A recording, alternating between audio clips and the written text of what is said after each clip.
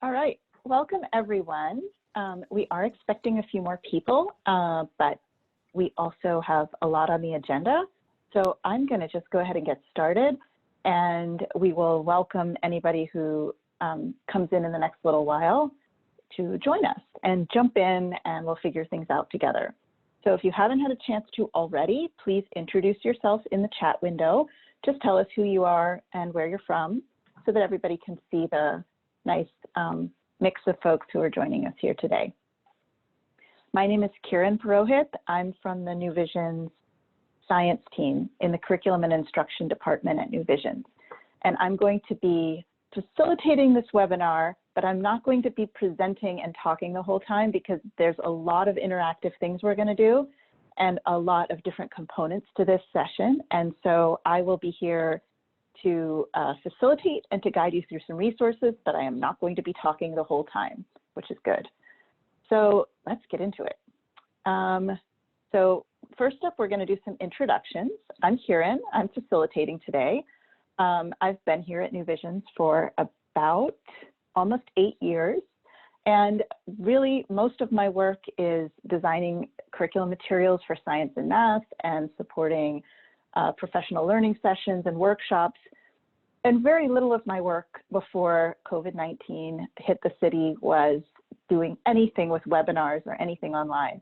So I'm really excited to be connecting with people this way and meeting a lot of people who I wouldn't have had contact with. And for people like Freya and Cheryl, who we used to meet up a lot with in person at New Visions, it's good to see you in this new format.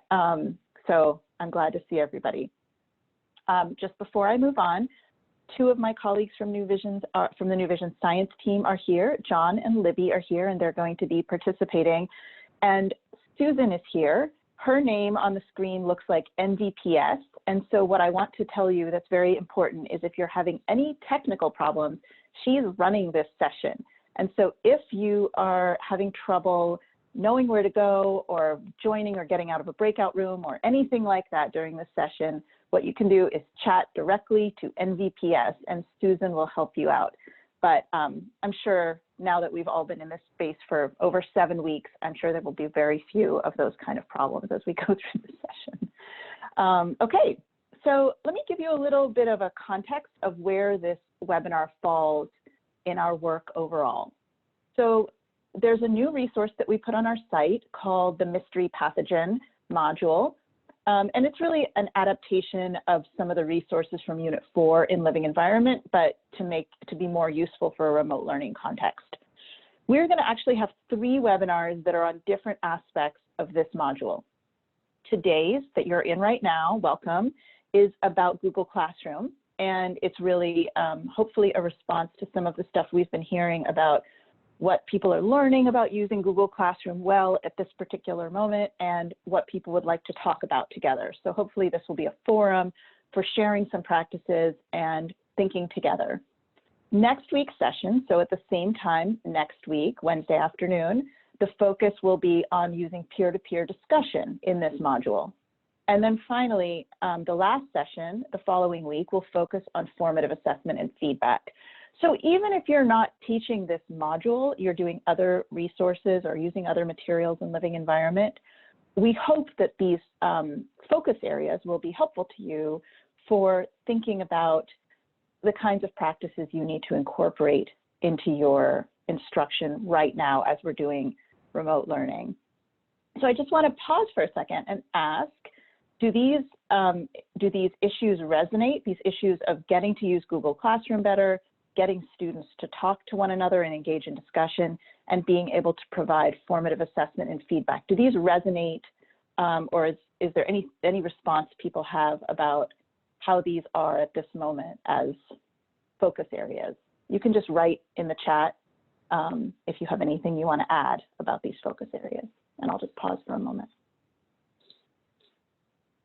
Okay, great. Thanks for all your comments, and we'll keep chatting this way through the session.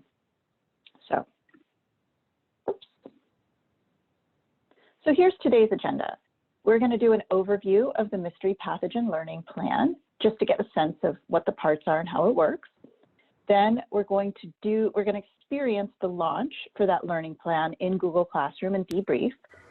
We'll then spend some time learning about the rest of the module in Google Classroom, and that will involve some group work in breakout rooms. And then finally, we're going to all come back together and just put together some tips for using Google Classroom. Like, what are some things that you noticed in the resources? What are some things that you're noticing in your own classroom or in your peers' classrooms? And if you haven't looked at the learning plan at all yet, that's fine. I'm going to walk you through how to access it and make sure that you have access to the materials, and we'll also troubleshoot any problems that people are having around that today. So let's just talk through the goals of this session. First, of course, we want to introduce people to the remote learning instructional model we've been using. We're going to focus on Google Classroom, but that's situated within a bigger approach to remote learning that we want to be able to use in all of our work. We're going to try to model some best practices, including how to launch a learning module and how to use Google Classroom. And we want to make sure that everybody knows the ways that you can get support from us if you need it, including making appointments with us, seeing the updates on our site, and joining other sessions if you want to. So there's two kinds of norms that I want to just mention, and it looks like everybody is already on board with the technical norms.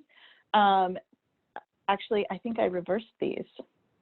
The technical norms somehow got deleted, so I'm going to tell you what they were, and then I'll tell you what the SEL norms were.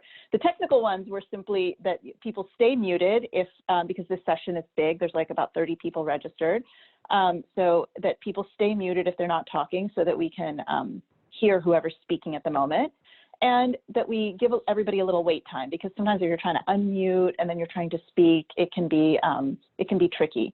So we're gonna technically be careful with that.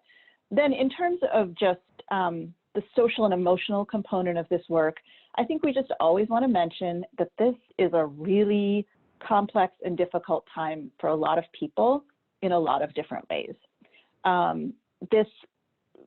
Very few of us have gone through anything like this before, and so knowing how to handle all of our time commitments to family, to students, to school community, to our home community is very tricky, and we're all trying to figure this out.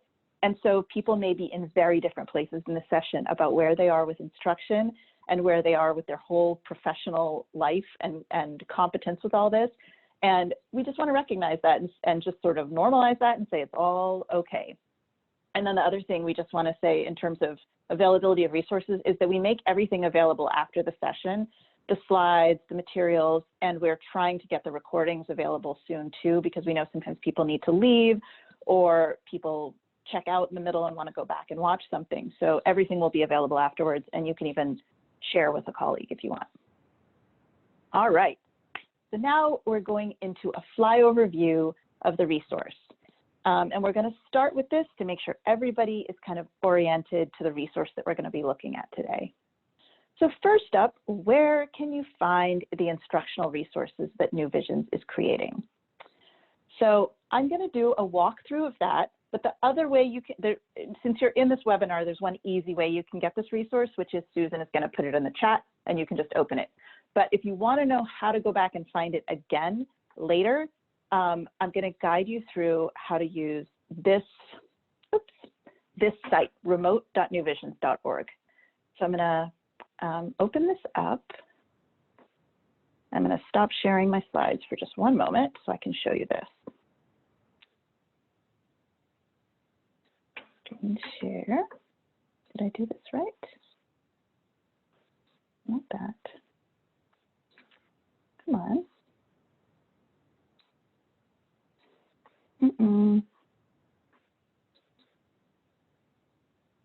There we go. So if you go to remote.newvisions.org, can somebody confirm that they can see where I'm showing them how to get to this? So if you go to here, you can go to Science. Thank you, Jack. Thank you, Krishna. If you go into Science, you can see cards with all of the resources that we've modified for remote learning. We can sort these by course. If I just want to look for living environment things, there's 3 here that are specific to living environment. And if I open this, That's how I can get to the resource. I would really suggest, if you think you will want to come back and check these resources again, that you simply bookmark this page, remote.newvisions.org, because we're constantly updating things, and not just because we're adding new resources, but sometimes we find something or we find a new handout that we want to add. So there's big updates and small updates, and I would really encourage you to just bookmark this so you can always come back to it. Okay, so now I'm going to walk you through this resource that we had.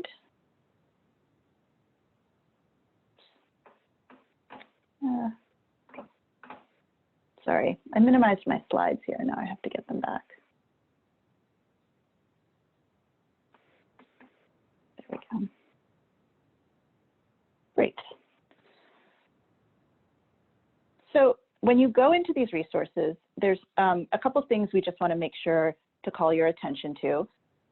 We know right now, if you're in New York State, which many of the people here are, that Regents exams, they're not canceled. Everybody is exempt, though, from Regents exams if they complete courses and had an intent to take them. There is a chance school will be in remote learning mode through June. There's a chance there will be remote learning on and off in the coming year. We don't really know. And so we want to make sure that we're responding and being supportive around this very tenuous and uncertain time. So we think it's really important to create time and space for students to make sense of things that matter. We really know that it's important for you to be able to say that your students get course credit, that there are tasks that help to show evidence of mastery of the standards of a course. So we've really prioritized that in our design of materials. And then we think it's really important that resources support both asynchronous and synchronous instruction. There are pros and cons for doing synchronous work where you have everybody in class together for instruction, and there are pros and cons for doing things that are not like that. We think it's really important to be flexible and to have everything that works and many things that work in both of those settings. So just to be clear about what I mean by that, some resources are synchronous, which means they happen online in real time, and some happen asynchronously in their own time, in their own place, and students can do things at different moments and then look at each other's work at different times. We know that different schools are asking you to have a different balance of synchronous and asynchronous. So we've been trying to prioritize in our design of resources, materials that can be used flexibly. Okay, so with all of that in the foreground, we are now going to talk about the sort of a 50,000-foot view of this entire resource. So every resource starts with a launch, which is some kind of activity to get students interested in the topic, to help them recall prior knowledge about the topic. Then there's some work time, which is largely asynchronous. It's time for students to accomplish some of the tasks and readings and simulations and writing and reading of the module largely on their own. We then suggest some ways to check in with students. These might be peer-to-peer discussions, which we'll be talking about more in the next session. These might be sort of feedback from a teacher to a group or to an individual student, but they're basically opportunities to refine the quality of the work that students are doing. And then at the end, there's always some sort of wrap-up activity or some final task that students produce as the culminating thing for the module. If you're familiar with the New Visions instructional model that we use for units ordinarily, you'll know this is a much more scaled back version of how we normally approach instruction, but we think it still values the important things like getting students to connect to prior learning and getting students to think about why they care about a topic in science before they engage with it. So the launch of this module starts off with students thinking about some different diseases that are caused by all different kinds of pathogens and sort of accessing what they already know about this topic. And then they get a patient profile. And it's about a patient who has some kind of pathogen and they don't know what it is. This frames sort of the thinking for the rest of the module, where students are going to try to figure out what this pathogen could be by comparing it to known facts about other pathogens that are out there. In the work time, there's two main things that students do. One is they review non-specific immune response and complete a sequence chart about that topic. So for many of your students, they might have done this topic earlier in the year, and so this would just be review and an opportunity to demonstrate their understanding of this topic. If they have not studied that before, then it will be less of a review and more of like a new experience learning this about immune response. But that is like an important piece of background knowledge for then doing this figuring out work of reading fact sheets about different pathogens and figuring out which pathogen could be causing the illness of this mystery pathogen. Then there's some time for check-in, which, as I mentioned, is kind of similar across modules. It's a chance for teachers to comment on their students' work and maybe have peers share with one another, basically for students to refine their work so that they have a quality piece of writing at the end of this module. And then finally, there's some wrap-up where they develop a final answer to what the mystery pathogen is. Now, in the original design of this unit, COVID-19 didn't exist. Coronavirus was not on our radar. But now that it is, that might be an interesting connection to make in the form of a discussion with students at the end of this module. I am going to pause there.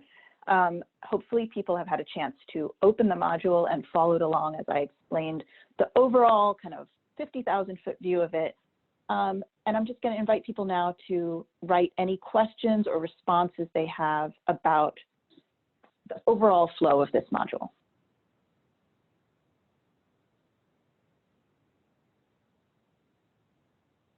If you write in the chat, then we can call on you to share.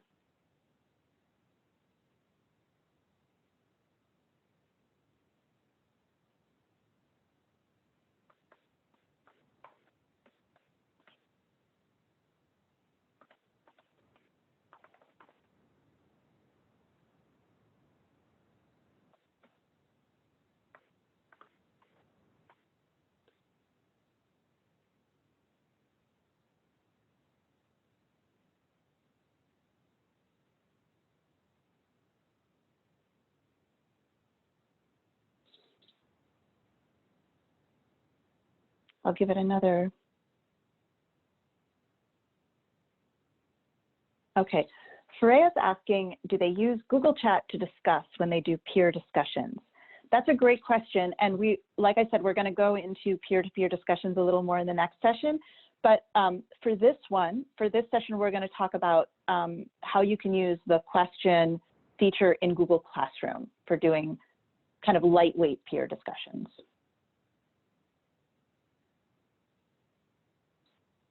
Any other questions or responses to this module plan, or are people ready to go into it? Okay.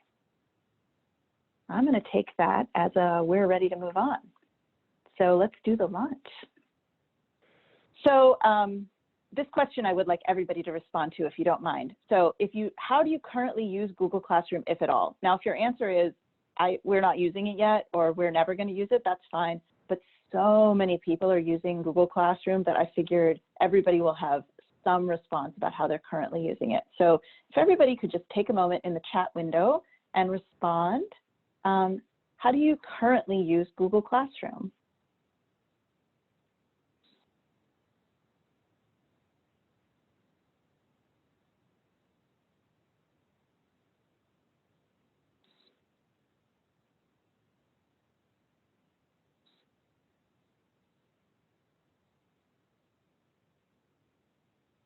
Okay, great. So I see a lot of asynchronous things, a lot of opportunities for grades and feedback, using it exclusively for remote learning, for assigning work. Great. It doesn't look like anybody saying they don't use it at all. And that's not surprising. From what we're seeing, there's a lot of widespread use of Google Classroom all across, and a lot of different ways to use it. That's great. I didn't mention this at the beginning, but part of my sort of perspective on this is I'm both a person who works with a lot of teachers, but I'm also the parent of 2 high schoolers. So I've been working with Google Classroom both from the parent side during this whole last 7 weeks, and from the teacher side. And it's been really interesting. And I don't know if anybody else is in that situation, but if anybody was in a previous session, you've heard this story before, forgive me, but I confiscated my kids' phones one night, and then at midnight, all the Google Classroom alerts started going off. And I was like, how many hundreds of assignments are they getting alerts for right now at midnight? But it was like, as the clock turned over and all the assignments that were due the next day started alerting, I thought, wow, this is really complicated. So I know we're all encountering Google Classroom from a lot of different perspectives right now. Oh, Freya, that's a really helpful point. We can upload Khan Academy videos directly into it. Khan Academy and also YouTube videos work so seamlessly with Classroom. Okay, so we're going to go into this and use a common Google Classroom to do some activities. So we're going to first launch this outside of Google Classroom. We're going to try this 2 different ways. So I'm going to launch an activity with you right now where we're going to view an infographic, and I'm going to ask everybody to write an answer to the question in the chat, and then I'll call in a couple people to say a little more. And then we're going to go into breakout rooms and do another component of the launch in small groups. And what we're going to do is kind of compare what that experience is like, doing it synchronously right now all together and doing it a little bit more independently in small groups. So I'm going to put this image up. This is, tried to resize it so it looks easy to work with here. I hope everybody can see this. This now looks much smaller than it did a minute ago. Well, this is good. This is all part of the process. So the question that I had on the screen a minute ago that I'm going to remind you of is this. Select one disease from this infographic that you know about, and what do you notice about this disease in this infographic? So if you want to open this up in your own, on your own computer, you can see in the chat, the link to it is there. If you want to view it on the screen, that's good too. And I'm going to give everybody about 90 seconds to see one piece of information that you can connect to in this infographic.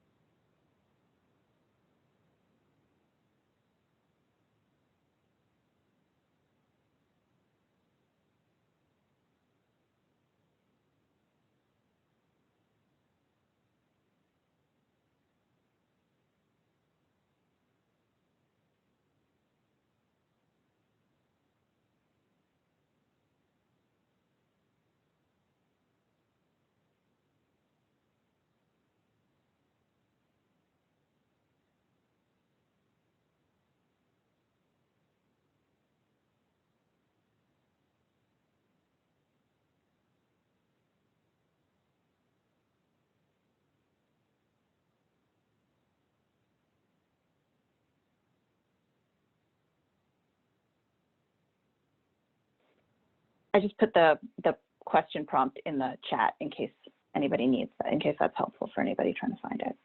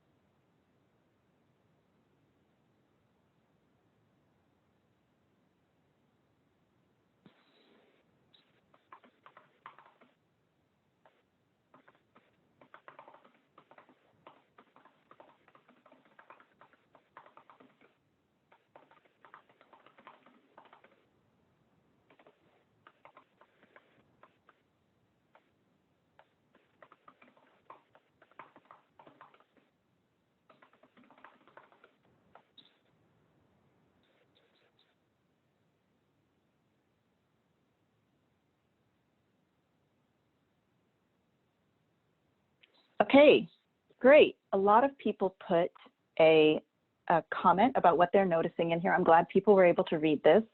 And I'm going to now ask 2 or 3 people to just say a little more about what they wrote. I'm going to ask Elizabeth, if you can unmute yourself and say what you noticed. Jamie, just say what you noticed. And Libby. And I'll start with you, Libby, because I know you're ready to go to unmute yourself. So we'll do Libby, then Jamie, then Elizabeth. And if you don't want to unmute yourself and talk, you can just say, I want to pass.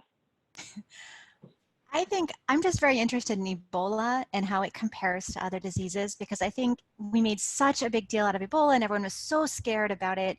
But yet something like TB that has been around for a really long time is actually deadlier than Ebola. I don't know. So that just like struck me about this infographic. Thank you for sharing, Libby. Jamie, do you feel comfortable sharing a little more about what you saw in the infographic? Sure. So I saw methicillin-resistant Staph aureus, the MRSA, and it says that 20% of people die from it if it's left untreated. And the way that the doctors made it sound to me when I had it was that I was going to die. They made it seem a lot more deadly than this is leading it on to be. Wow. Okay. That's terrifying. I'm sure that was really scary. Elizabeth, did you have a connection you made that you feel like sharing with us or saying a little more about? Can you hear me? Yeah, we can hear you.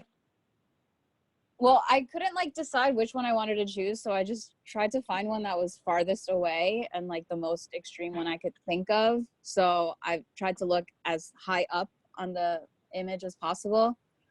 So it wasn't anything surprising, but I just picked rabies, and it's at 100% left untreated, you will die. And it's also at a 10 for extremely contagious. So I just thought interesting. Not anything surprising, but just interesting. Yeah, I mean, these ones where it's 100% or like way on the extreme of contagiousness they're pretty shocking, right? Okay, thanks everyone for sharing. That was great to hear everybody's thoughts. So we're gonna go back to the slides. And now I'm gonna ask everybody to go into Google Classroom next. And so I just wanna frame what you're gonna see when you go in there. You'll see this launch activity, but you will also see another launch activity. And you're going to be with a small group of 3 to 4 people. And what we're going to ask you to do is to spend about 10 minutes and try to figure out what you need to do to get ready to do this module. So here's a question. We did 2 kinds of launches to that module. We did a more synchronous launch where we were all together trying to look at that infographic and people were writing questions in the chat, and then I called on a few people to share. And that took about 5 minutes, but we got to talk through a couple things, but not everybody really got to talk. And then we did you got to see what the resources would look like if it was an asynchronous launch. So imagine you had gone into Google Classroom all on your own to do that same launch. So I just want to think for a moment. And I'm not going to ask people to write in the chat, but I'm going to ask if anybody has any thoughts that are coming up for you, or that you've even talked about already at your school, about the pros and cons of launching a module or a lesson synchronously versus asynchronously. What's coming up for you about the pros and cons?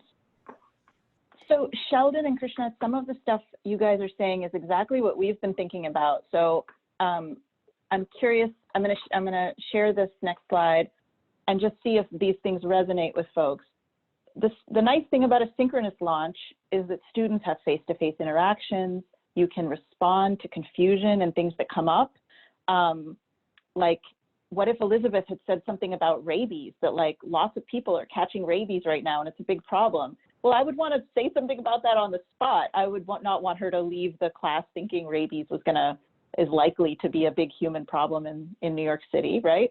But at the same time, it can disadvantage some people if they don't have access to a device at that exact time to get online, or if they don't have a big enough screen to be able to see the infographic. On the other hand, doing an asynchronous launch, if you noticed, the questions for the launch that I posed online were differentiated. Some of you were assigned different questions with more or less scaffolding depending on your, not really, but like they could be for language learner status or for whatever I thought your interest was. I would probably get more writing from you than I do in a Zoom chat, and I could give more feedback. But on the other hand, it's tricky to support students in the moment if they're confused. And a lot of times when kids submit work asynchronously, they think they're done. So if you try to come back and say, oh, let's talk about your answer more, I would like to give you some feedback, that might not be what they think is supposed to be happening. They might think they're done with that assignment. They've turned it in and it's over. So these are some of the pros and cons that we're definitely thinking about right now. So the next thing we're going to do is that everybody's going to go back into their groups for like 5 minutes. This is really just to record some of the things that I heard coming up in your groups. So this is now look beyond the launch. There's 2 more activities beyond the launch. One is a Google Slides activity where students, you would each get your own Google slide deck to resequence and do some writing in it. And the other is the actual resource about the mystery pathogen. So some of the things you might want to notice are how many activities are there? What do you notice about due dates? What are the feedback opportunities? And in what ways is there a low floor, high ceiling? And what I mean by that is, you know, some tasks in science are very narrow. You have to know exactly what the teacher is talking about to get it right. But some are like, even if you know a little bit, you can say something. And if you know a lot, there's something you can say. And that's what we call a low floor, high ceiling task. So what I'm going to ask you to do in your groups when you go back is really just 5 minutes. Add in any features of Google Classroom that you noticed either in the mock Google Classroom sandbox that we're working in, or in your own experiences, things that are coming up for you that relate to either task design, number of assignments, feedback, or anything else. And as a group, try to add 1 or 2 ideas into this note catcher. Okay? And I will make sure these prompts are in the chat, and the link to the note catcher is in the chat.